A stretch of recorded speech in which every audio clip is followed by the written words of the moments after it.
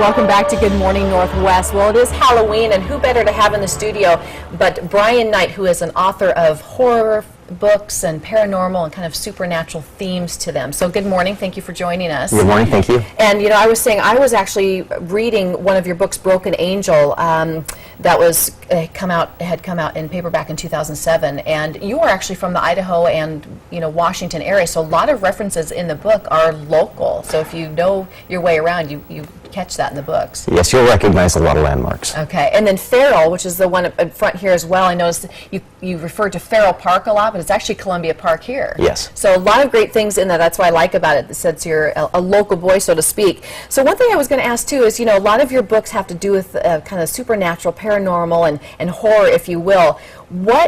How did you get started writing in that kind of genre? Because, you know, what goes on in the mind to think, okay, that's kind of where I want to take it, and what's your inspiration for that? I've never tried to examine that too closely. It's just the type of story I'm attracted to. I love horror, I love scary, I love fantasy and science fiction, so that's what I write. Okay. Do you like Stephen King then? Yes. Yeah, I would think so, because that's kind of what it reminds me of, is that style of writing. Well, you were talking a little bit, I just thought this was interesting as far as when it comes to publishing, that there are limited edition books, which just means obviously not as many are printed, but then it's even taken a step further where you have books that are lettered editions, and so they make even less, maybe 25, 26 copies of those. Yes. Okay. Those are for collectors. For collectors, and they come in the leather case and the whole thing. So tell me, I know we've got kind of a display here. We were talking about the horror mall, and so anybody who loves, you know, horror, anything kind of scary and fun, can go to the website. Tell me about this. Horror Mall, or horror-mall.com, is what's founded by two publishers that I've worked with, Larry Roberts of Bloodletting Press. You can see his t-shirt right over there.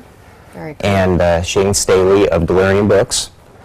And they have anything and everything from the independent press, small budget movies, big movies. They've got everything there, anything you could want. Okay, so I did look on the website, and they had some pretty neat things. So if you are one that likes things that are a little bit scary, it was great to see those things. So now I know you have children, so what is it like for kids? Do they read your books? Do they get scared by them?